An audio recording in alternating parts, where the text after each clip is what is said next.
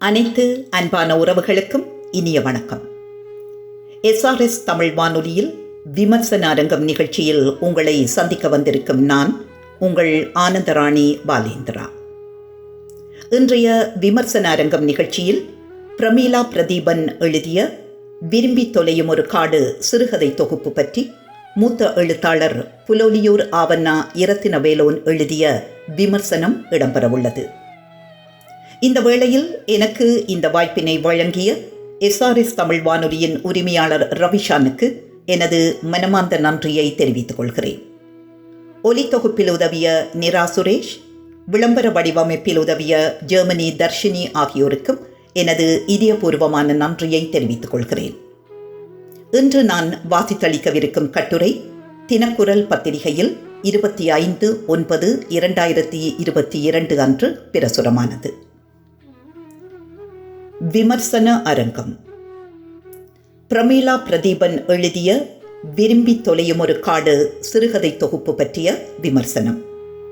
எழுதியவர் புலோலியூர் ஆவண்ணா இரத்தினவேலோன். வாசித்தளிப்பவர் ஆனந்தராணி பாலேந்திரா. சிறுகதை இலக்கியமானது பாய்ச்சலுக்குட்பட்டு அடுத்த கட்டத்தினை எய்துவதற்கு கதை சொல்லப்படும் முறைமை, கதைகளை உணர்ந்து கொள்வதில் ஏற்படும் மாற்றம் ஆகிய இரண்டுமே முக்கிய உந்து விசைகளாகின்றன. புதிய விடயம் ஒன்றினை புதிய மொழியில் கூறும்போது அக்கதாசிரியர் புதிய உலகத்தினையே வாசகர் முன் வைப்பவர் ஆகிறார். தனித்துவமானதொரு மொழி நடையும் அவ்வெழுத்தாளருக்கு கைவர பெற்றிருப்பின் அவர் வீரியம் மிக்க தனது எழுத்தின் வழியாக வாசகர் மனதிற்குள் நிரந்தரமாகவே சிம்மாசனம் அமைத்து விடுவார்.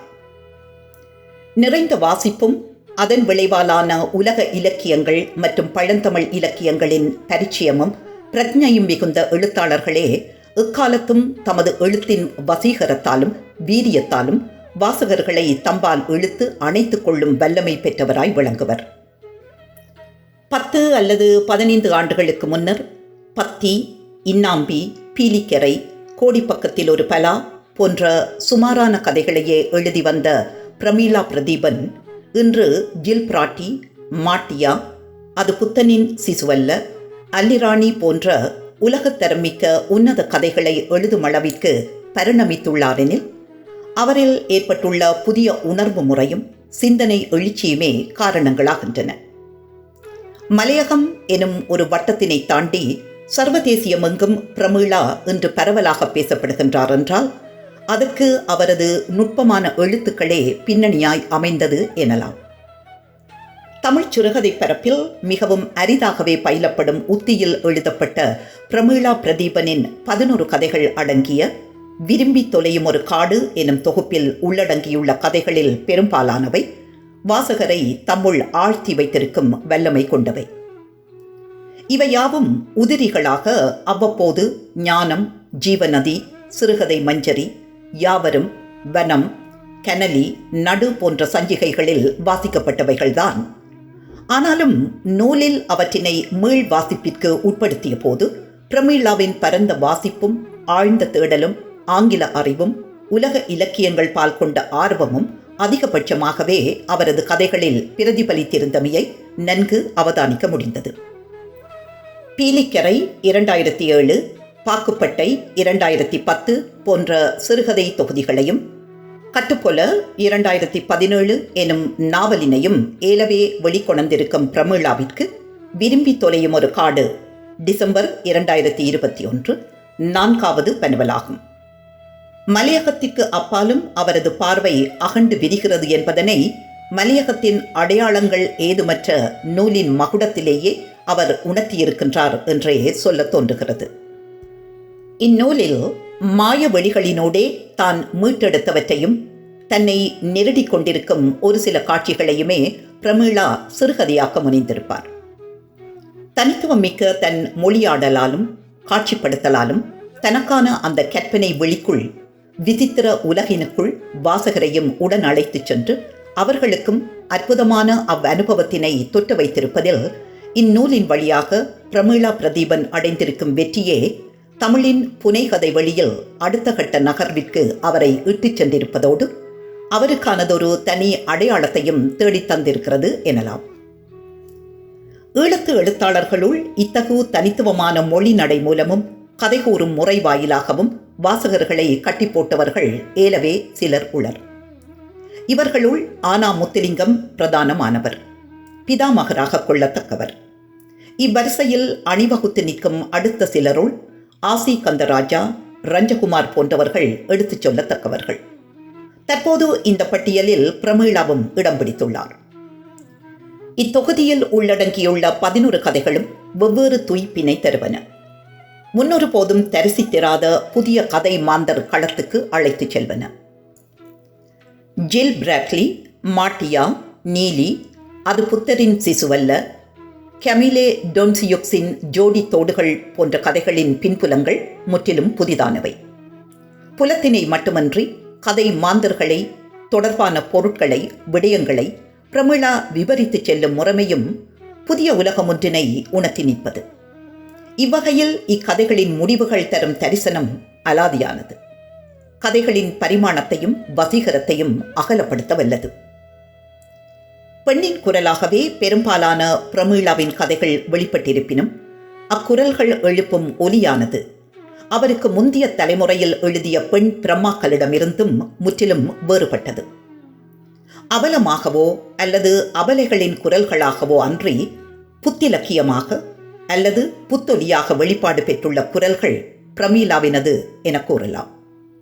பெண்களை முழுமையாகவே அவர் தன் கதைகளில் வெளிப்படுத்தி நிற்கும் அதேவேளை முடிவுகளை எட்டும் விழிப்புணர்வு மிக்கவர்களாகவும் ஆற்றல் மிக்கவர்களாகவும் அவர்களை அடையாளப்படுத்துவார்.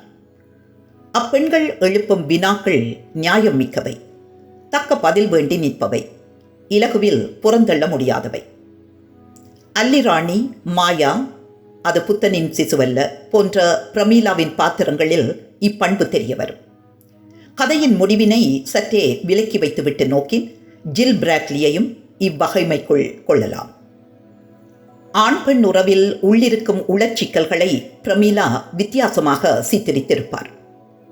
பெண்கள் மீதான பலாத்காரங்களை இந்தளவு எல்லை வரை தரிசிக்க வைக்க முடியுமா என வியக்கும் வண்ணம் தன் கதைகளில் அவற்றினை வெளிப்படுத்தியிருப்பார். இது தொடர்பில் பிரமீளாவின் நகர்வானது இதுவரை தமிழில் அரிதானதொன்றெனலாம்.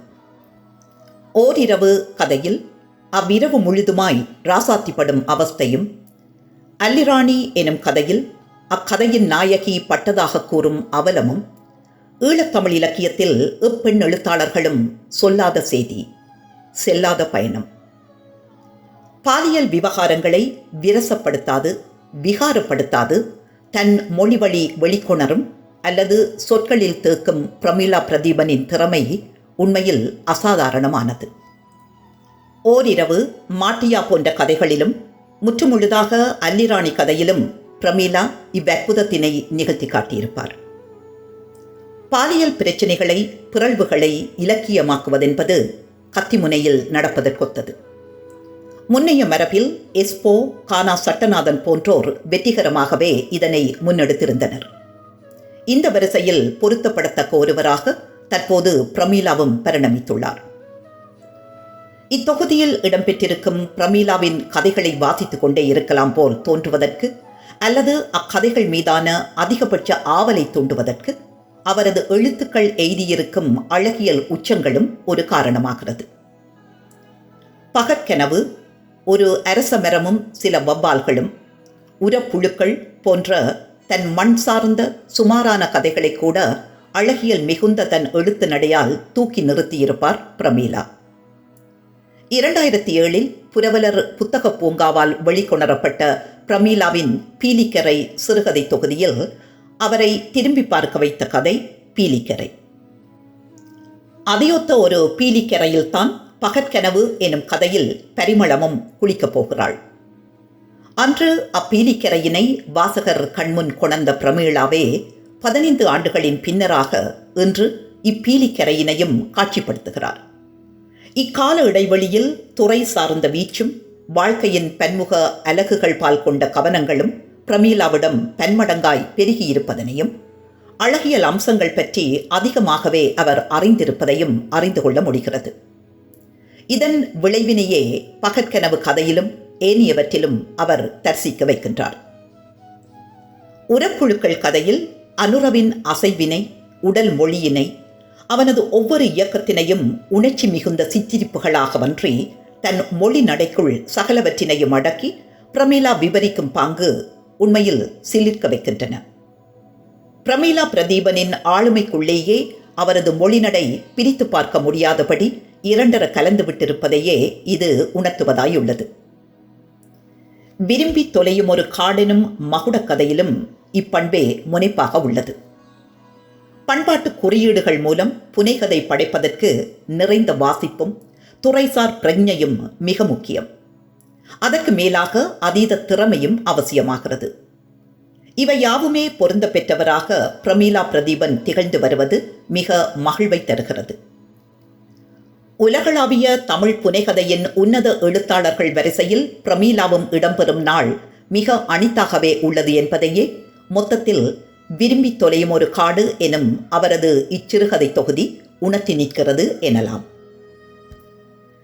இதுவரை நீங்கள் கேட்டது விமர்சன அரங்கம். பிரமீளா பிரதீபன் எழுதிய விரும்பி தொலையும் ஒரு காடு சிறுகதை தொகுப்பு பற்றிய விமர்சனம். எழுதியவர் புலோலியூர் ஆவண்ணா இரத்தினவேலோன்.